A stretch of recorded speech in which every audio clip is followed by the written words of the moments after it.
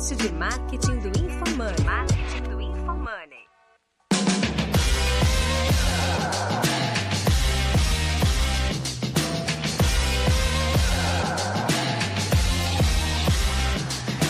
Eu sou @Guilherme_Lippert e minha expectativa para esse episódio é poder entender como a Motorola faz growth na prática e o que a gente pode aprender com essa grande marca. Pô, legal, prazer, meu nome é @Fábio Porcina. Primeiro, agradecendo pelo convite, acho que a expectativa aqui é a gente ter uma troca de experiências aí, de diferentes backgrounds e falar um pouquinho sobre growth, sobre mercado, sobre carreira, enfim. Acho que tem bastante assunto na mesa. Eu sou o @Fernando Miranda 777, não estarei nesse podcast na maior parte do tempo, mas eu tenho a curiosidade de saber como a Motorola vende hoje mesmo, quais são as estratégias que vocês usam, os canais que você tem de distribuição. Que é @Denner Lippert, e a minha expectativa pro podcast é aprender um pouquinho mais sobre varejo digital, como a gente digitaliza o varejo. Que é @João Vitor, e a minha expectativa é entender como a empresa tradicional está aplicando o growth na prática. Boa, e queremos saber se o Fábio usa Motorola mesmo ou iPhone. Vamos ver.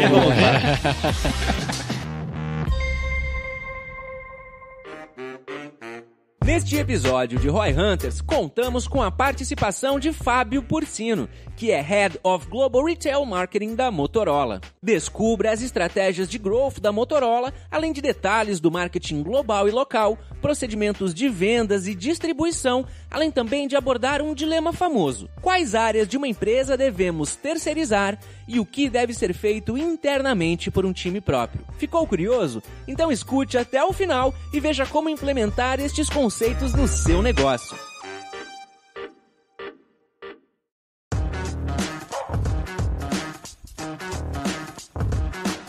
Na falta de um, eu uso 2 Motorolas. Um tá aqui. É que nem na Ambev, que tu não pode tomar a bebida do concorrente. Na verdade não existe essa regra formalmente, mas eu acho muito difícil você trabalhar numa empresa que você não acredita no produto, né? E mais do que isso, é muito difícil você vender um produto que você não usa, né? Ou que você não usaria. Então, a gente até tava conversando ali um pouquinho antes, eu testo o produto, né? Todos os produtos que a gente vai lançar 3, 4 meses antes, eu começo a testar. O time todo testa, várias pessoas de diferentes áreas da empresa, né? Não só de marketing, product marketing, área de dev, vendas, enfim. E a gente tem um programa dentro da empresa só para coletar feedback durante esse desenvolvimento. Isso eu ia perguntar, né? Se vocês têm a chance de mudar o produto, de dar um pitaco no produto. Sim.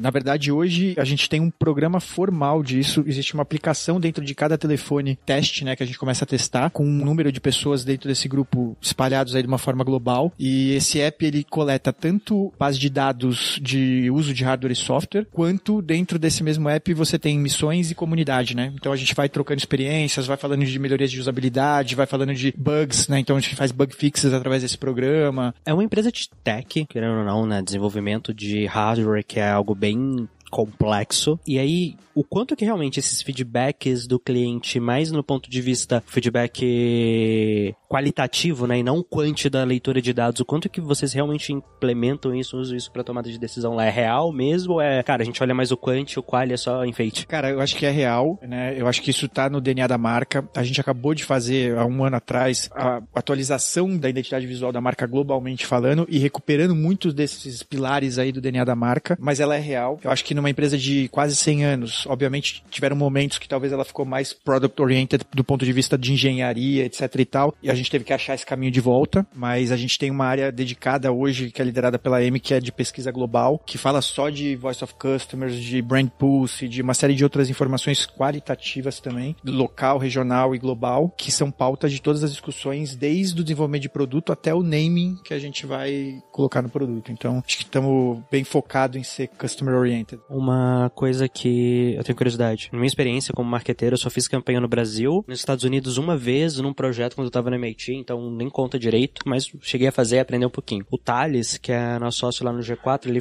cara, escalou Easy Taxi, né, 35 países, ele falava das diferenças de como fazer campanha, como fazer marketing no mundo todo, em campanhas globais, assim. Como que é isso, né? Como é que vocês lidam com isso? Cara, o mesmo aparelho tá sendo lançado no Brasil, no Japão, na Europa, nos Estados Unidos. Quanto que vocês personalizam as campanhas, o quanto que vocês tentam padronizar e como que você escolhe o que padroniza, o que personaliza? Do ponto de vista de produto, a gente acaba tendo algumas variações, não só de spec, mas também às vezes do mesmo produto ter um nome diferenciado numa região ou outra. Então a gente tem produtos que a gente chama de Road, Rest of World, produtos que às vezes são dedicados para NA, para North America, produtos que são dedicados para China, por exemplo, ou às vezes o mesmo produto que está sendo lançado em 90% do mundo com um nome especificamente para China entra numa outra franquia ou num outro nome. O V3 é o exemplo que tu estava falando para nós antes, né? Exatamente, lá no passado o V3 foi esse exemplo que Estados Unidos era conhecido como Razor, Europa era conhecido como Razor, e aqui foi V3 durante muito tempo, e a gente fez o relançamento desse folder Nada a chamado ver. Razor. É porque ele faz um V. Acho que até culturalmente, né? O V3 era fácil, era O outro nome é quietinho e justo. tal. Razor.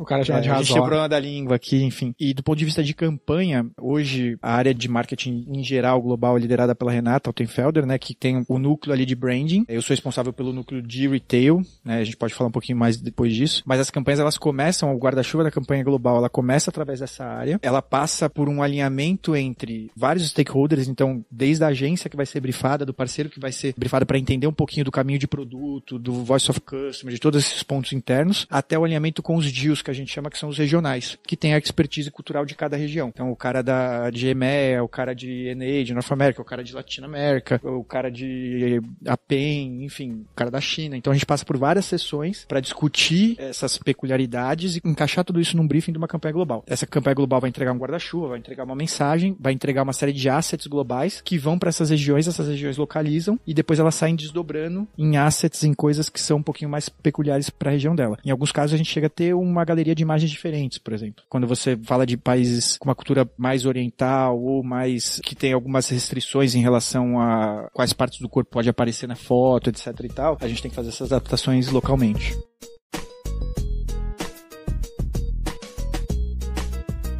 Um ponto assim, até pra gente voltar um pouco na discussão, acredito. Conta pra gente um pouco da tua experiência, do teu passado, assim, de onde tu passou e como que tu chegou hoje na Motorola, na posição que tu tá. Comecinho da minha carreira, eu fiz minha primeira faculdade de Educação Física. Legal. Com 17 anos, nada a ver. Parabéns. É aquela coisa de sair com 17 anos da escola e era atleta, sempre apaixonada por esportes e tal. Fiz a faculdade e tal. Tive uma empresa de assessoria esportiva, a gente terceirizava serviço de avaliação física em academias e tal. E eu decidi fazer ADM, porque eu achava que eu tinha que aprender um pouco mais de gestão de negócios para tocar o meu negócio dentro da educação física. Comecei a fazer administração de empresas, fui estudar fora, vendi a minha empresa, enfim. E quando eu voltei pro Brasil, tinha muito na cabeça que eu ia trabalhar no mercado financeiro, né? A gente teve essa conversa, inclusive. Meu pai sempre trabalhou na área financeira, 40 anos de Mercedes, enfim. Meu irmão, área financeira, era auditor.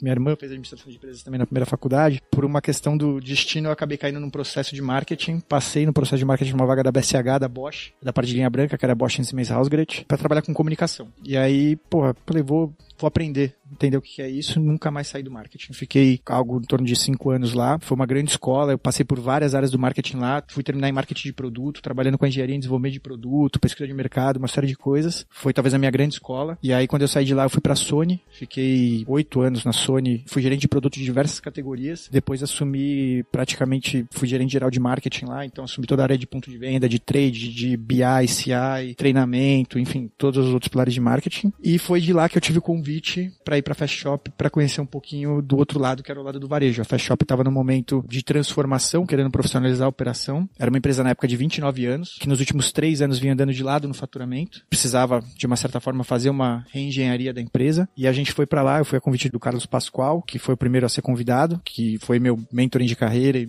trabalhamos juntos por mais de 10 anos. Ele e o Luciano Botura, né? O Pascoal hoje, ele é Managing Director da Kamikado, mas foi presidente da PlayStation, logo que saiu de lá, enfim. E o Botura hoje é o cara de Cone Sul de KitchenAid. Então a gente foi os 3 pra lá e foi talvez a melhor ou maior experiência da minha vida quando a gente fala de realmente desempenho, eficiência, indicadores hora a hora, falar de growth, falar de captação real, de LVT de cliente, enfim. Ali foi o grande business case da minha vida. Eu fiquei 5 anos na Fast Shop. A gente construiu muita coisa ali. A gente entrou numa empresa de 3 bi, entregou ela com 5, com rentabilidades históricas aí dentro de 30 e poucos anos de empresa. E aí de lá, eu tava procurando voltar pra indústria. Achei que meu aprendizado no varejo ele tinha passado. Tive o convite para esse processo da Motorola, que era uma vaga impensável, né? Acho que nenhum executivo brasileiro pensa em estar numa posição global, né? Não era uma coisa tão comum. E a Motorola, ela tem uma história de brasileiros. A virada da Motorola foi feita por brasileiros que hoje estão em posições globais lá, começando pelo Sérgio Buniac, que é o nosso presidente global. Então eu,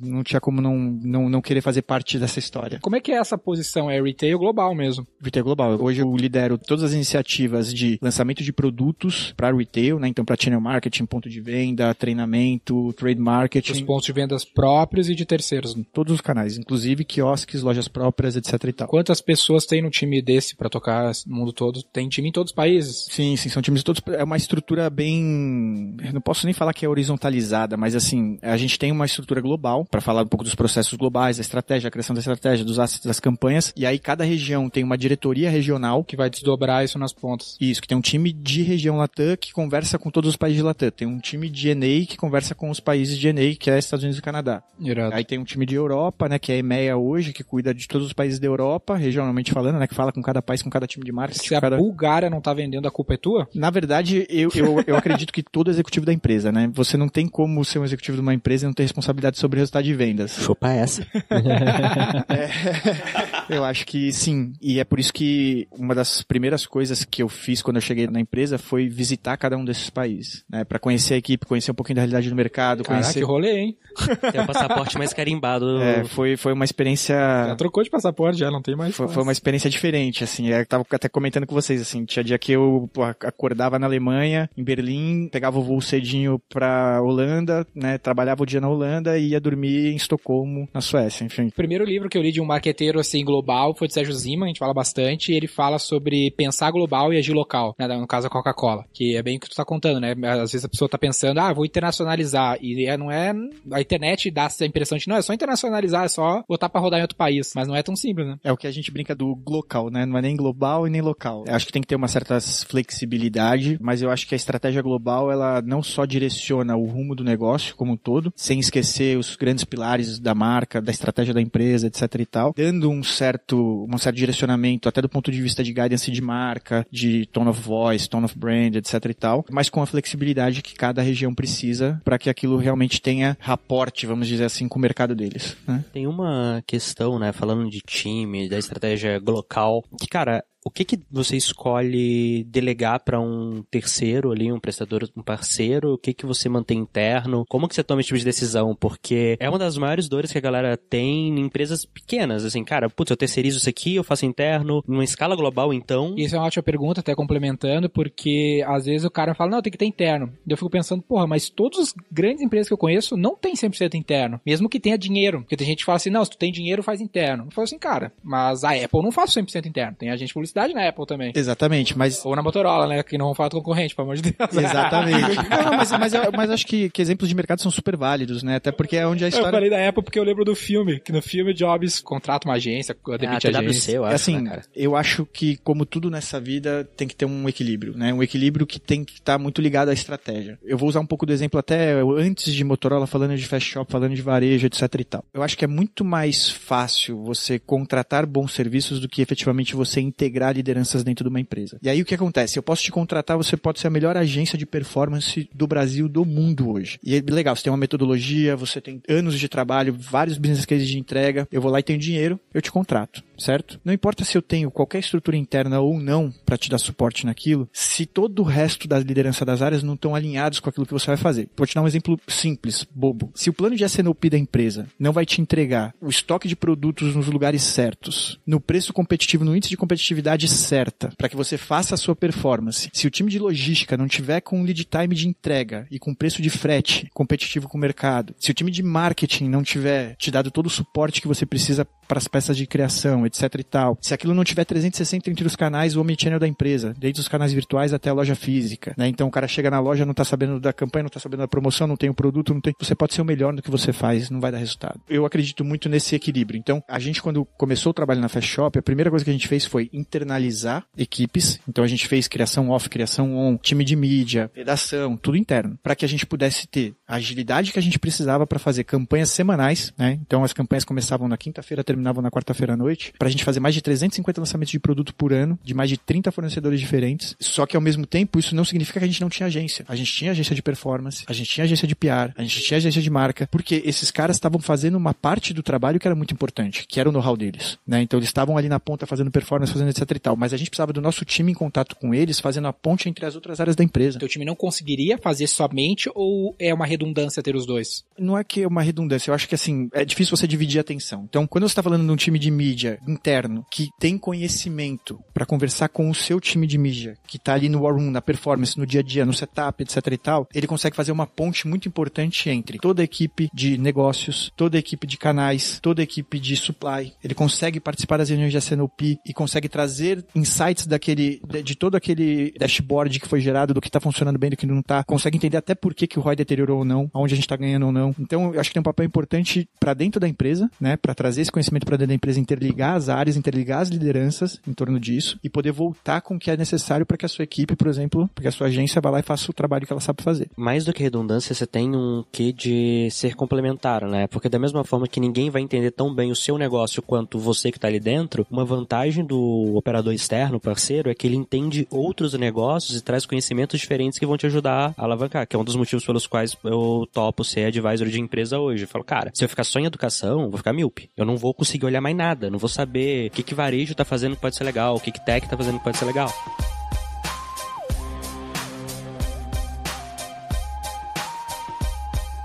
Mas uma visão que tu trouxe aqui, Fábio, que eu acho que é legal, até pra galera aprender, assim. Muitas empresas nos contratam lá, os caras delargam demais. Eles, não, contratei esses caras, vamos ver como é que é essa performance. Cara, não vou fazer nada sozinho, cara. Então rolou um caso assim, cara, putz, eu não sei se eu pensar, não vou poder falar de quem é. Mas era uma empresa que era nosso cliente e ela tem uma outra empresa no mesmo grupo que também se tornou cliente. E aí, essa nova empresa veio falar assim, pô, eu não tô muito confortável, tô preferindo o trabalho da equipe que tá trabalhando na outra empresa do grupo, na primeira empresa contratada. E eu falei, cara, sabe o que mudou? Não é a equipe, é a equipe da tua empresa do grupo lá, que é completamente diferente e muito mais qualificada pra liderar. E aí a gente começou a implementar no nosso processo, todo cliente que entra, pequeno assim, que não tem muita estrutura, a gente dá um treinamento de como gerir times de growth. Porque não adianta, se não souber gerir, não vai rolar. Cara, até porque, de novo, né, se esse modelo funcionasse, só contratou e tem o dinheiro, né, seria muito difícil você quebrar lideranças de grandes empresas. O cara tem a ilusão de que ele vai contratar o cara que atende a Motorola e eu vou criar a Motorola. Não é assim. A Motorola é Motorola por N aspectos. Se fosse fácil assim, né, acho que a grande maioria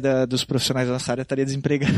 É que assim, na prática, se fosse assim, cara, putz, você tem dinheiro, você não precisa montar time interno. Você tem ideia, contrata agência de marketing, de produto, de tech, você não tem um funcionário na empresa, só você, o resto do terceirizado e funciona. Eu sempre brinco que acho que eu participo de alguns eventos, enfim, assisto bastante palestra, né, a gente tá sempre em grupos de discussão e eu vejo muita gente falando de soluções, de tecnologia, e no final do dia, obviamente, isso ajuda demais, mas essa não é a grande barreira das empresas, né? A grande barreira das empresas é a integração das lideranças, do modelo de negócio, né? Fazer com que todas as áreas da empresa entendam aquilo que está sendo feito e o que elas precisam fazer para contribuir com o negócio. E nada, na minha opinião, vai trazer bons resultados, mesmo tendo uma equipe de growth, mesmo tendo a maior estrutura de uma agência terceira, se o seu time não estiver preparado para suportar aquilo. Como que tu divide o que vai ser feito interno e o que vai ser feito externo por um terceiro? Então, hoje, no meu caso, como eu tô, né, numa posição global, eu tenho muito pouca execução do ponto de vista de performance, de mídia, etc. Porque isso está em cada país, em cada resultado de negócio, em cada P&L de cada país. E nas verbas regionais ali de Latam, de ENEI, etc. e tal. Então, por um exemplo,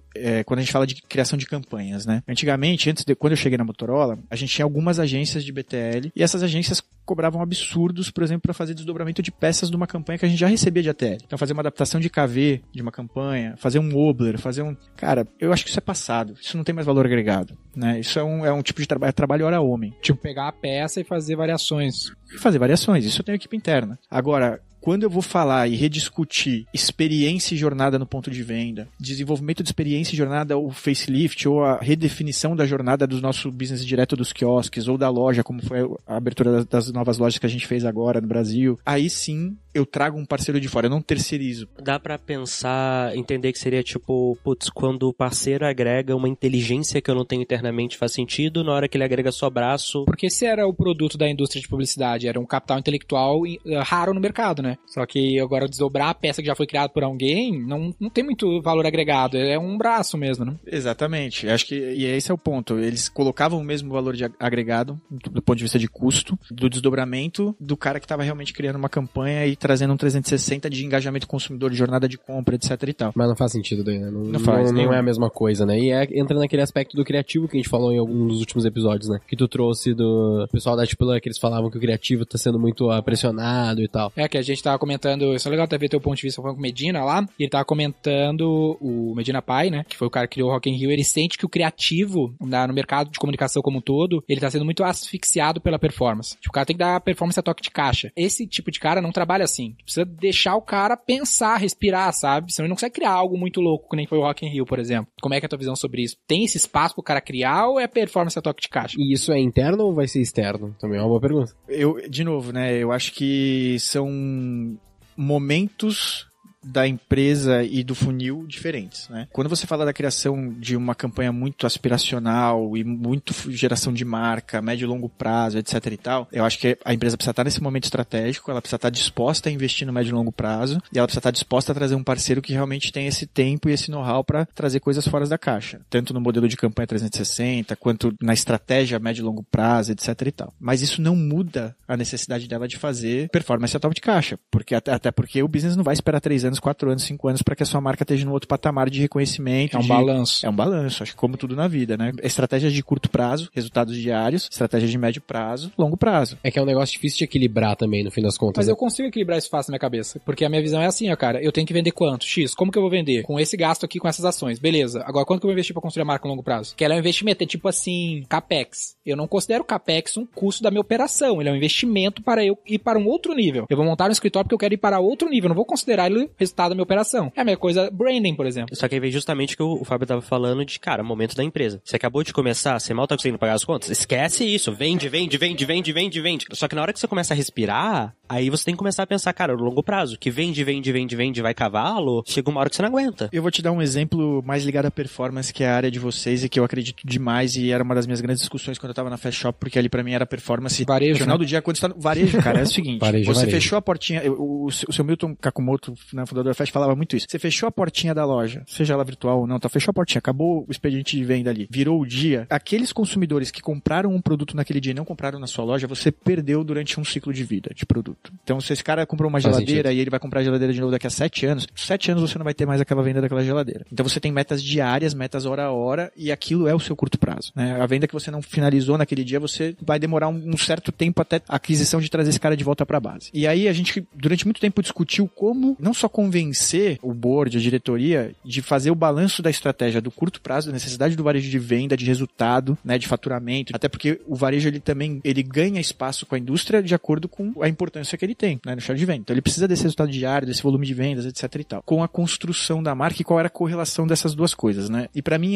ela é muito claro quando você olha, por exemplo, em alguns indicadores de performance, quando você fala de share de impressão, por exemplo, versus share de clique, né? E você faz um comparativo com diversas outras grandes marcas e pequenas marcas aí no universo Google da vida, por exemplo. E aí eu falava isso muito de Fast Shop quando a gente olhava lá o brand awareness por região. Por exemplo, eu podia imprimir, botar muito dinheiro e imprimir Fast Shop, um anúncio da Fast Shop de um produto X em vários estados do Brasil. Mas o meu awareness no norte é quase zero. Eu não tenho loja física, eu não tenho uma boa estrutura de negócio lá. Então, a pessoa que está enxergando o meu anúncio ali junto com vários outros da Fast Shop, a Fast Shop, ela entra naquele conjunto de várias lojas pequenininhas que ninguém confia, que ninguém conhece, e por causa de R$100 num produto de R$4.000, de R$5.000, será que ele vai comprar? Será que ele vai correr esse risco? Não vai. Então, o meu share de clique cai demais. Eu imprimo demais e eu tenho muito pouco clique, muito pouca interação, porque eu não tenho esse awareness. Quando eu vou para São Paulo, aí muda. Tem lojas há 30 anos espalhadas pela cidade, são 3 milhões de pessoas em loja. Tu é a loja que ele confia daí, né? O cara olha, ele fala, na verdade ele divide o click share dele entre as lojas que ele confia, então ele vai falar pra Fast para mais 2, 3 grandes de São Paulo. Então até o meu desempenho de performance muda. Essa é a importância das lojas físicas, né?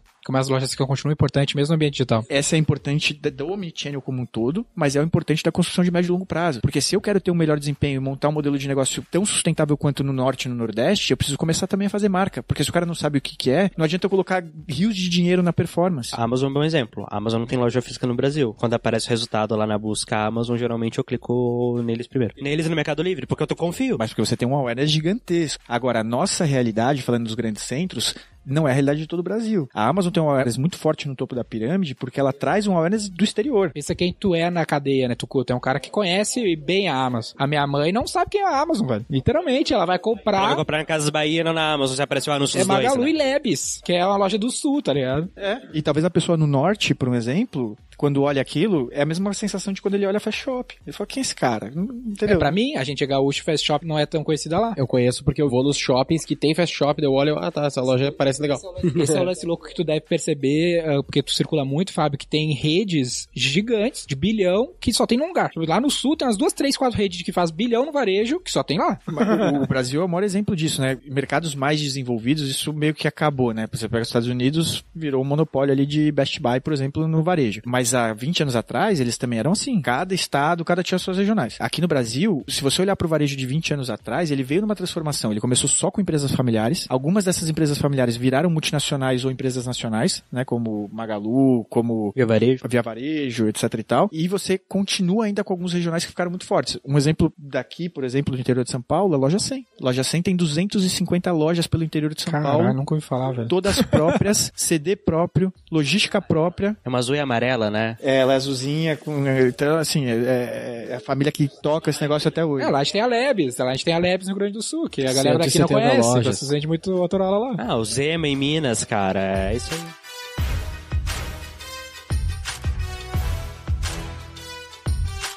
Uma pergunta, Fábio. É a última que eu tenho aqui que eu queria responder e depois deixar os meninos, que é empresa global, gigantesca, tem dado pra caramba, mas uma coisa que eu tento falar pras pessoas é que, cara, é importante pra caramba tomar decisão baseada em dados, mas com horas de rodagem e de voos, intuição tem peso, cara. Tem coisas que, tipo, você consegue pegar rápido, mesmo sem... Como que você balanceia isso, cara? Quando que, dado, quando que é, eu vou ir mais pra intuição... Cara, eu acho que a intuição também é uma forma de dado, né? Porque no final das contas é um conjunto de dados e experiências passadas suas que te fazem ter uma percepção diferente das coisas, do mercado, do negócio, etc e tal. O que eu vejo hoje, e principalmente nesse momento falando de uma posição global, de uma empresa tão grande como a Motorola, etc e tal, é que as empresas hoje elas têm muitos dados, mas nem todas sabem como gerar informação. E eu acho que não só a geração de informação, né, mas esse coaching, esse treinamento das equipes, da cascata, em como interpretar a informação, em como tirar insights, em como bolar uma estratégia em torno disso, ela tem sido cada vez mais importante, né, de uma forma integrada, porque senão cada um entende de um jeito, cada um toma uma estratégia de um jeito. E sim, vai ter momentos que você vai analisar, vai tirar aqueles insights, mas a sua experiência, né, dos seus 10, 15, 20, 30 anos de mercado, vai ter que falar mais alto e vai falar, cara, legal, isso aqui tá me mostrando um caminho, né, eu vou ter que tomar cuidado com algumas coisas aqui que já tá me apontando, mas eu vou arriscar esse novo aqui, porque eu acredito, eu tenho uma assumption de que isso vai me levar para um outro patamar, ou em ritmo, ou em entrega final, ou em... Enfim. E é bizarro que faz diferença, né? Tipo, na hora que você tem confiança pra tomar decisão... Eu não sei explicar, e pra quem tá vendo aqui, geralmente ir na base dos dados vai dar certo, mas tem horas que você tem que ouvir. Cara, rolou isso hoje comigo. A gente tá fazendo um lançamento, né, que a gente tava comentando, e tava lead com preço acima do que a gente queria pagar. E eu tive uma ideia bem assim, falei, cara, baixei os dados de manhã cedo, 7 horas da manhã tava no escritório baixando o report de dados da Analytics, comparando com o Facebook, eu olhando tudo, falei, cara, eu vi, tipo assim, 2 conjuntos de anúncios que estavam performando bem, uma estratégia específica, falei, e se eu escalar isso pra tudo? Mas, porra, João, escalar isso aqui pra tudo é, tipo, 10% da verba que a gente tem disponível, você vai redirecionar de uma vez só, não é um teste. Ah, fez. Aí mandaram o report agora há pouco antes de a gente começar, tipo, o custo do lead ficou 50% mais barato na hora que mudou. Cara, foi feeling, porque pelos dados falava, pô, testa mais um pouquinho, cara, confia e vai. E é foda. E funciona. Funciona. Só que uma coisa que eu acho que é importante é você ter clareza de que não justifica falar, não, os dados mostram, cara, assume que foi feeling. Porque na hora que der errado, você também tem que falar, putz. Até porque já dizia Falcone que a escolha de estratégia é uma escolha de caminho, né? Não existe... Tem um xadrez, tu pode fazer várias jogadas, né? Exatamente. Você tem 12 caminhos para chegar lá naquele mesmo resultado, né? Você escolhe aquilo que você acredita que faz mais sentido com os dados que você tem, com o histórico que você tem. Afinal dos contas, foi isso que você fez. Acelerou o seu caminho, escolheu a sua estratégia e deu certo. Às vezes não dá, você aprende. No final das contas, eu acho que a gente estava, né, conhecendo o escritório da XP, passando pelas squads lá e tal, e acho que uma coisa que esse modelo de squad trouxe muito pra gente, de startup e tal, é o fast fail, né? Pô, quanto mais rápido você falhar, quanto mais rápido você aprender com aquilo, você coletar aqueles dados, mais rápido você move uma estratégia estratégia vencedora, né, se utilizando daquilo que não deu certo no passado. E, Fábio, tem uma curiosidade aqui que a gente falou brevemente que é a estratégia ainda dos pontos de venda, né? Porque vocês têm tanto quiosques, pontos de vendas próprio, além de uma relação muito forte com o varejista, além do e-commerce. Como que tá essa estratégia no longo prazo, assim? O que vocês pensam em continuar abrindo loja? Qual que é a intenção, assim, nessa estratégia? Porque tu tem uma relação, provavelmente, com a Amazon, com os e-commerces grandes também. Esse entra no retail pra ti também? Entra com todos eles. Na verdade, os pure online, tanto quanto os... Não tem uma outra linha que é o e-commerce, então é tudo retail. Na verdade, o que acontece hoje é, quando vai pro país, pra operação do país, às vezes eles têm atendimentos diferentes ali do que account, da pessoa de canal, de channel marketing e tal, pro dia a dia, né? Mas do nosso ponto de vista de estratégia, criação de assets, etc e tal, e soluções, plataformas, junto. Quando a gente fala de estratégia, acho que a estratégia de canal direto, de brand shops e quiosques e tal, ela é uma realidade não só para o nosso mercado, para diversos mercados, né? Eu acho que é muito mais uma conexão da marca direto com o consumidor, de um entendimento maior de jornada de compra, de experiência de compra, de você poder, num lugar só, oferecer 100% do seu mix de produtos e soluções, né? Fazer um end-to-end bacana com o consumidor, mas ele tem que ter esse cuidado de não gerar um conflito de canal. E isso se dá em talvez dois grandes cuidados. O primeiro cuidado é o cuidado de preço, de precificação. Você nunca pode ser super mega mais competitivo no seu canal próprio do que no canal de distribuição, de varejo, etc e tal. Você não vai brigar, você não vai concorrer com o seu próprio parceiro de venda. E o segundo ponto que é, esse canal hoje ele é operado por um parceiro, né? Então o que acontece hoje ele acaba virando um sócio da gente. A gente tem um controle maior sobre a operação, a gente tem uma certeza maior da entrega da experiência da marca, da comunicação, da jornada, mas a loja está sendo operada por ele. Isso tu fala de quiosque? Loja física também. Então, mas da Motorola específico, não a loja do terceiro, né? Tá. Da Motorola. Então, por exemplo, a gente acabou de abrir no modelo novo, foi um projeto global nosso, tal, em parceria com o time de Latam, o novo conceito de loja já no VI novo de marca. Uma na Oricanduva, uma no Rio de Janeiro, no Norte Shopping. Essas duas lojas são operadas por um parceiro que é a Rastricol. Então, a operação do dia a dia, o P&L, tá tudo na mão deles. É quase uma franquia. É quase um modelo de franquia, mas eu diria que é mais quase um modelo de sócio-operador. Quantas lojas vocês têm? Física. Nesse modelo agora, por enquanto, são as duas primeiras que a gente abriu. Mas global, assim, quiosque e tudo mais. Quiosque a gente tem só de Latam mais de 200. Que é Motorola, né? E a gente tem uma, que foi o meu primeiro projeto quando eu cheguei em parceria com o time da Lenovo. A gente tem uma loja One Lenovo no Fashion Square de Milão, na esquina ali de... Conceito total. Enfim, todas as marcas de luxo que existem ali, né, Milão, e é uma loja de quase 2.000 metros quadrados, enfim, com todos os produtos da família One Lenovo, uma experiência super bacana. Tu acha que esses grandes players, tipo a Amazon de e-commerce, eles tendem a abrir loja física? Cara, eu acho que, de novo, né, eu sou um believer de Omnichannel, e o Omnichannel, eu fiz muitos projetos de O2O com o Google, né, que a gente chamava de O2O, que era o On-to-Off, Off-to-On. Eu acho que o Omnichannel, de verdade, ele vai acontecer quando ele realmente estiver pros dois lados, né. Eu acho que se falava muito de como o online ajuda e dá o suporte na loja física, mas se falava muito pouco de como a loja física dá o suporte pro mercado online. Então, eu acho que sim, eu acho que é o futuro. E um dos grandes exemplos disso, com a Amazon nos Estados Unidos, foi a compra do o Whole Foods. Whole Foods, exatamente. Irado, cara. Muito foda.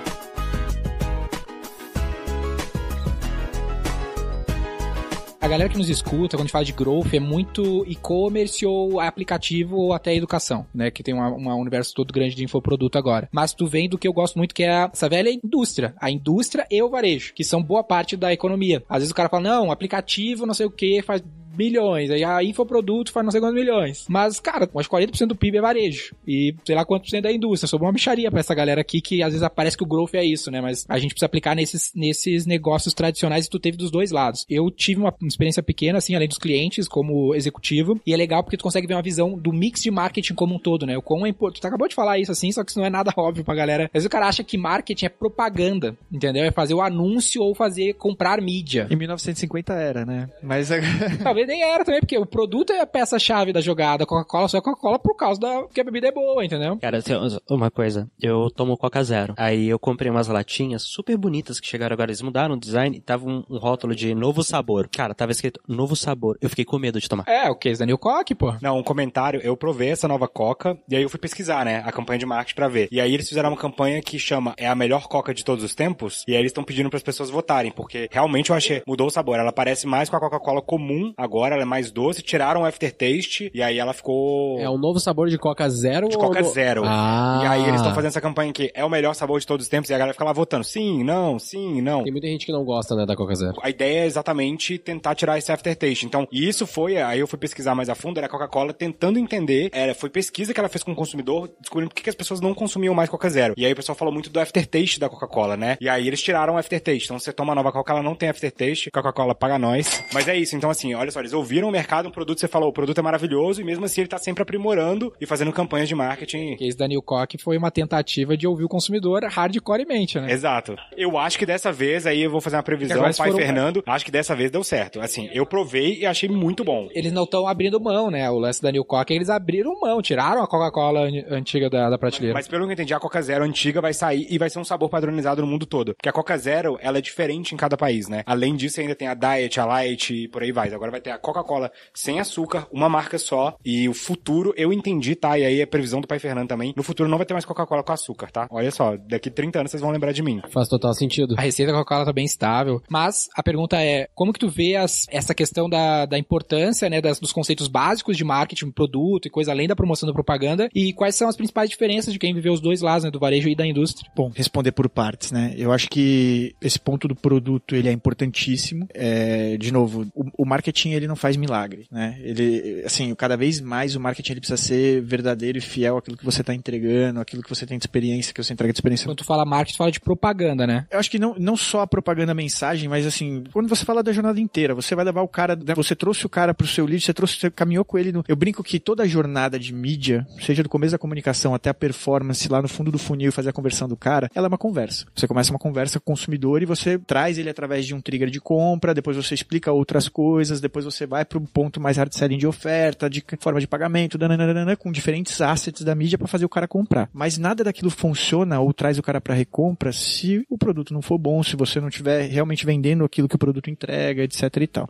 E aí eu acho que, não só pegando o exemplo de Coca-Cola, mas falando de celular, de qualquer outro produto, durante um tempo se falou muito que era um mercado commoditizado, né? Se acreditou muito nessa história do commodity. Falou, pô, mas celular é commodity, agora a TV é commodity. Porque a mesma TV que uma Samsung produz, a LG produz, quer dizer, os caras que fornecem partes praticamente são os mesmos. E aí no final do dia eu digo que não, a commodity é se você vendesse só o hardware. Mas você não tá vendendo hardware, você tá vendendo uma experiência de marca, uma experiência de pré-venda, uma experiência de pós-venda que é importantíssima. Você tá vendendo uma experiência de produto, ou seja, conteúdo e software integrado, embarcado nele. E se você encarar isso como uma commodity, você provavelmente vai ter um problema de resultado. Se não for no top line, vai ser no bottom line. Agora, se você entender como gerar valor nessa cadeia inteira, e o valor não é só falando de growth e performance, o valor começa na construção da marca, na mensagem, no conteúdo, até que aquilo chegue com o pool de clientes ali para sua performance que já entenderam aquele posicionamento. Não sei se eu respondi essa... Respondeu. Até um exemplo, antes de tu falar da outra, quando a gente montou o nosso escritório físico, que a gente investiu uma grana na arquitetura do escritório. E eu senti que ajudou a gente vender mais. Que agora o background que aparece no meu stories, nos meus vídeos, traz um tom de profissionalismo, o cara confia mais, e além de eu conseguir, com isso, contratar pessoas melhores, que vão entregar um serviço melhor, então como uma coisa que não tá nada... É a embalagem do seu produto. Porra. E talvez tentando responder a segunda parte da sua pergunta, né, falando dessa experiência indústria e varejo, eu hoje falo pros meus amigos, falo pras pessoas próximas de mim, pros profissionais que eu construí amizade e contato durante todo esse tempo, eu sempre falei isso, assim, às vezes eu entendi que o meu negócio é a indústria, mas eu jamais teria o entendimento que eu tenho hoje de jornada de mercado de clientes se eu não tivesse passado pelo varejo. Eu sempre falo para meus amigos, se você não teve essa experiência ainda, vá. Porque junta dois mundos, né? A indústria, ela é muito qualitativa, ela tá falando muito de qualidade de produto, de posicionamento de marca, só que esse cara que não tem a realidade do varejo, ele fica muito desconexo. Ele não entende que no dia a dia... A parada é outra.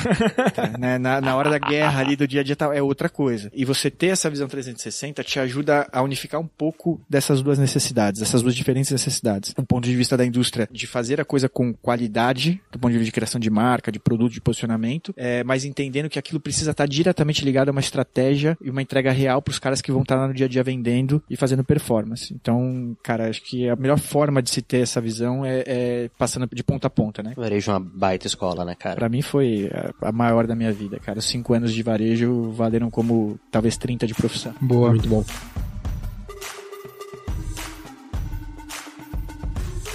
Cara, qual foi a experiência mais doida que tu teve pelo mundo? Tu viajou pra caralho, um monte de loja, um monte de país louco. Tirando aquela que tu falou antes no beco lá, aquela... Não, tô zoando.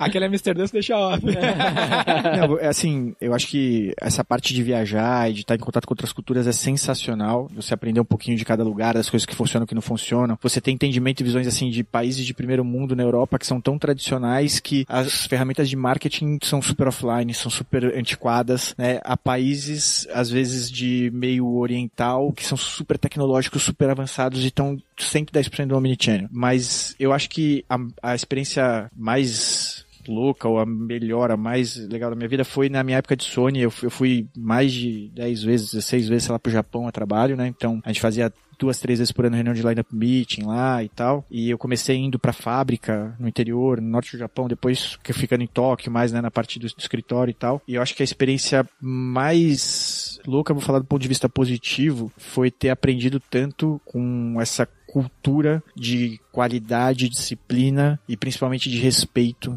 que eles têm em todos os aspectos do negócio. Desde as relações pessoais até da parte da veracidade em tudo que se faz do ponto de vista de produto, de comunicação, de relação com os canais, etc e tal. Não é nada muito fora do comum e tal, mas acho que foi a minha experiência mais valiosa. Pensando numa coisa muito, muito estranha, eu não consigo lembrar agora.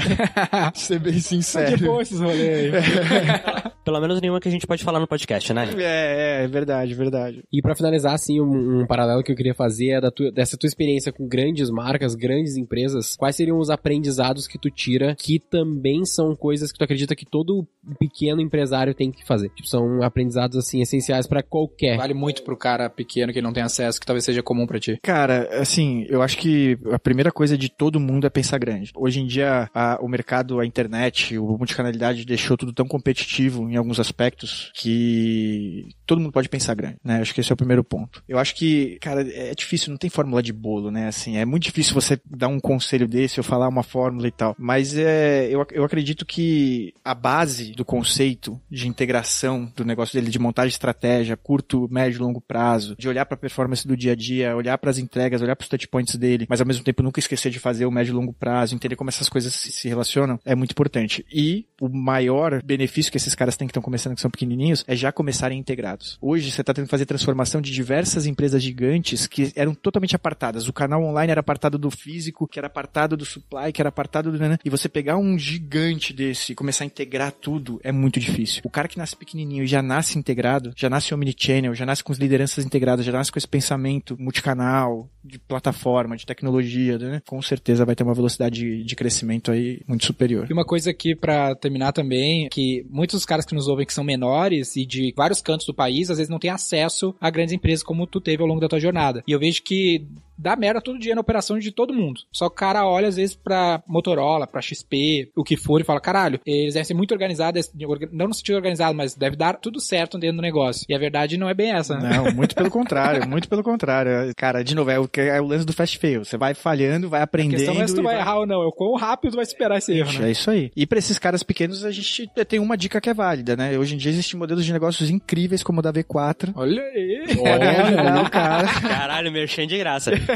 Isso não existia 10 anos atrás, cara. Isso não existia. Você começava um negócio e você fazia do zero. Então, assim, eu até comentei com vocês, né? Eu tenho uma marca de acessórios que chama Sal, Água e Alma, que é a minha paixão, meu hobby. Há 3 anos, a gente fez a linha do Rock in Rio. Essa mesma linha foi pra Lisboa, pro evento dos caras, enfim. De acessórios.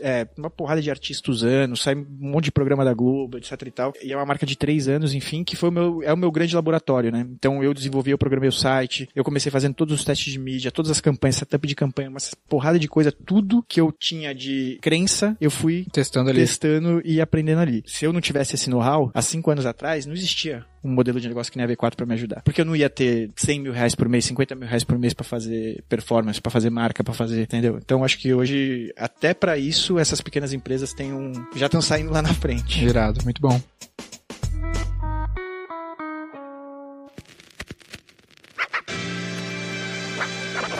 Muito bom. Eu tenho mais uma então pra gente finalizar. Tem aí. outra aqui também. Tem outra? Eu quero. A minha. Tá falando, tu vai pra caralho, então fala tu e eu termino aqui. A minha vai pra finalizar. Então deixa eu falar uma aqui. Ó, a gente tá com um cara que é líder global de uma empresa global, obviamente, né? Senão não seria líder dela. Senão não seria global. Líder global de uma empresa de bairro. Que viagem.